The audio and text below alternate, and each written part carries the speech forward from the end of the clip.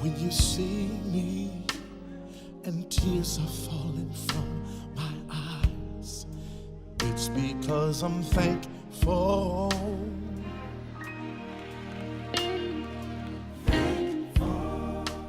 Your Excellency, President Paul Kagame, the President of the Republic of Rwanda. Your Excellency, we want to say thank you, first of all, for coming here today. In this room is a gathering of young Nigerian professionals that aspire to either be presidents, ministers, or corporate group MDs of conglomerates tomorrow. And having you in this room is an inspiration. Most of you do not know the story behind Mr. President here. I've been privileged to meet with a couple of African presidents, but I had a different view when I met President Kagame.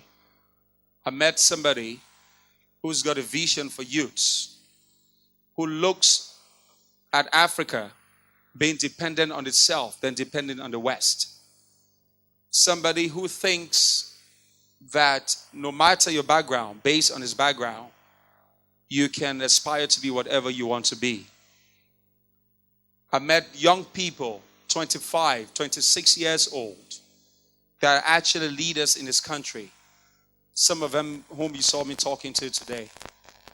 And that alone inspired me to say that Africa actually belongs to the younger generation. And after we were able to stay with him for about 2 hours, and after meeting with the president, just a passing statement, I say, Your Excellency, we would like you, Mr. Irabo and I were talking. And we said, let's ask His Excellency when he comes to Nigeria to meet with young Nigerian professionals. And right there he said, why not? I'll be willing to talk to them. And today, that dream is fulfilled. And Mr. President is in this room.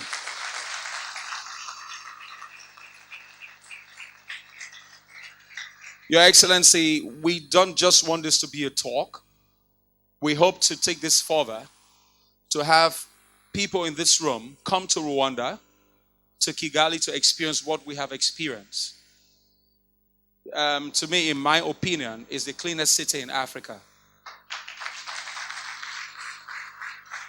I stayed in Kigali for 9 days and I couldn't pick a paper from the street. I couldn't even see somebody standing by the roadside to urinate.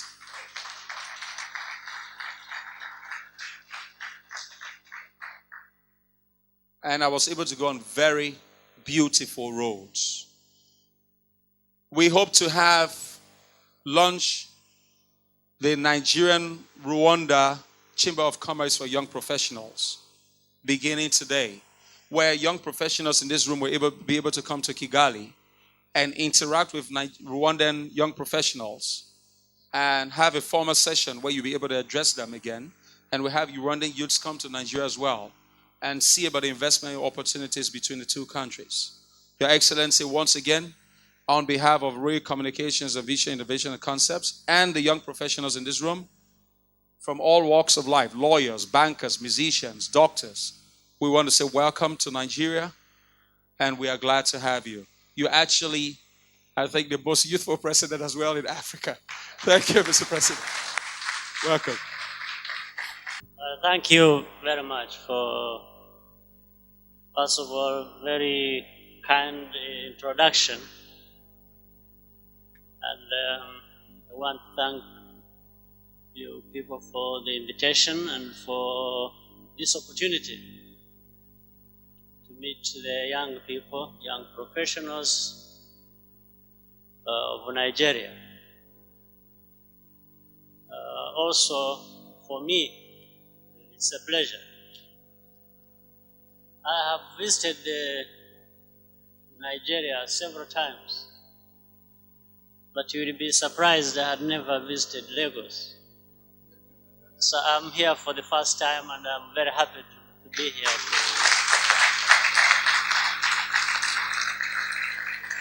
First of all, one gets it straight, even from this room. that the young people, young professionals, whether in Nigeria or Rwanda or other countries on our continent, in fact, and beyond, the aspirations are really the same. Young people want to build their future. They want to do those things that matter to them individually, their families, their communities, and countries. We have had young people in the past. That's fine. But there have been many lost opportunities. Today,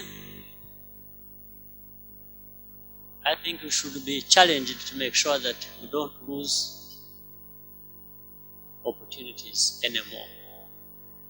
This is the challenge to all of you, to all of us.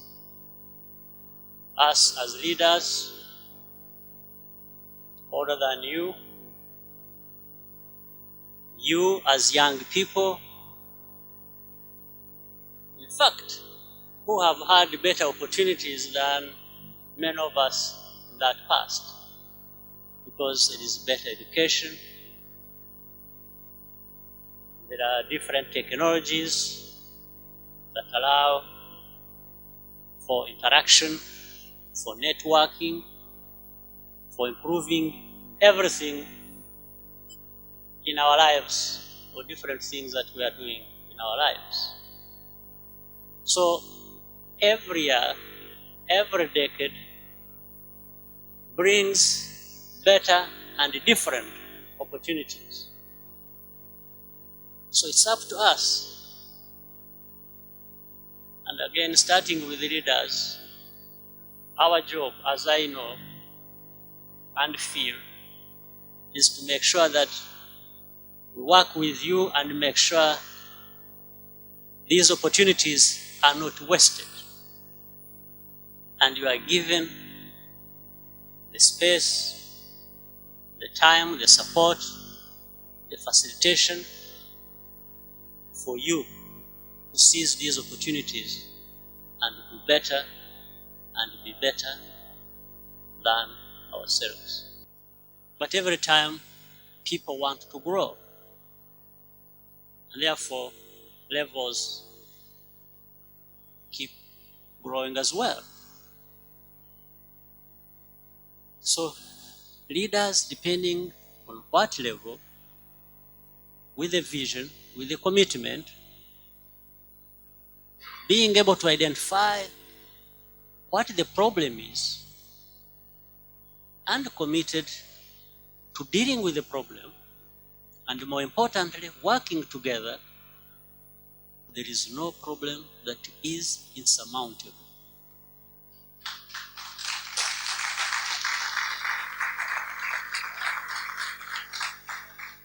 You see, all societies in this world have their own flaws.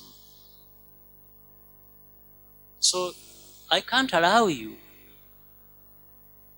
to add your flaws to mine, because that will be double. Right? Yes. I have to deal with my own flaws. But together, we can deal with my flaws as well as yours. Yes. You can't come from thousands of miles to come and tell me how I live my life. Because maybe you've come with problems. So don't add your problems to mine, please. No. I need to face my own problems. But together, we can face all problems. Right? So young people, young professionals, don't waste any opportunity. Africa needs you. And I think there is a better understanding across our continent with the leaders on our continent that we need young people. We need to interact with young people. They come with new energies, they come with new ideas, they come with... And it is their right too. Because in participating in all this, they are shaping their future as well. So you cannot afford to be bystanders. Do you want to be? No. That's one thing you need to get rid of in your minds. You can't be bystanders. Challenge and be challenged, and accept that that is the best way to move forward. So, thank you for giving me this opportunity, and I hope we can have more and maybe even better interaction as we talk to each other and hear from you as well. Thank you very much.